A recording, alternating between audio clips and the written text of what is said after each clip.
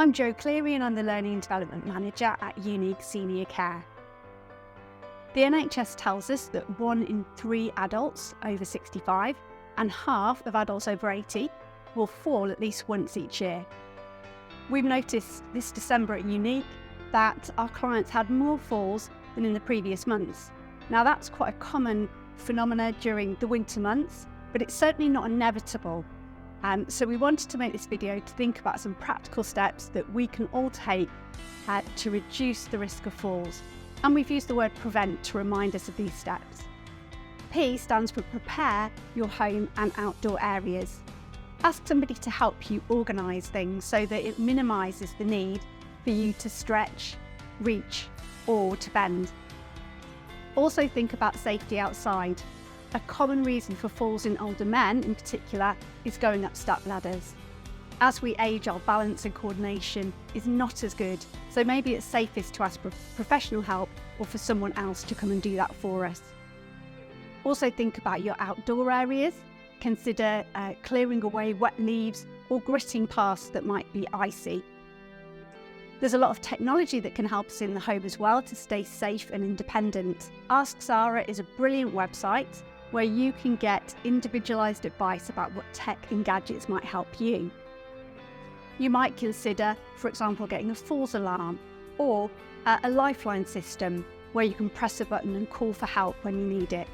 R stands for removing clutter, removing any trailing wires, thinking about rugs, maybe you need to remove them or secure them, and also considering carpet that's become frayed or worn can be a slip hazard, particularly where it's slippery.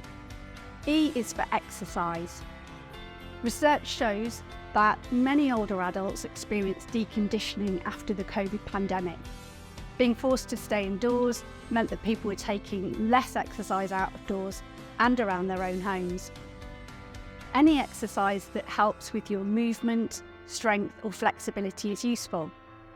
There's evidence that Tai Chi, Chinese martial art, is particularly good at improving balance and coordination. Always consult a doctor or a health professional if you're unsure what kind of exercise is appropriate for you. V is for vision. Make sure that you're having regular eye checks. And if you use glasses, wear them and make sure they're kept clean as well. Also think about using good lighting in all rooms, passages and stairways. If you might forget to switch on lights or struggle to do so, perhaps you can talk to the people that support you and consider lights that come on timers or that are motion activated. E is for ensuring you've got appropriate footwear. Sloppy slippers are a major cause of falls.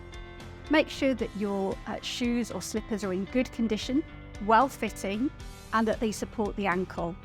Also avoid any clothing that might trail and be tripped on, and definitely avoid walking on slippy floors in tights or socks.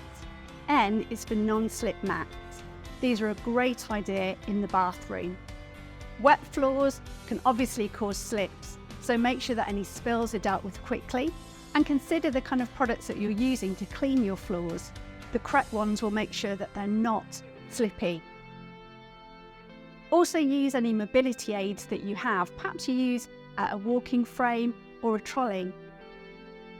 There's been a great scheme across many care homes called Pimp My Zimmer.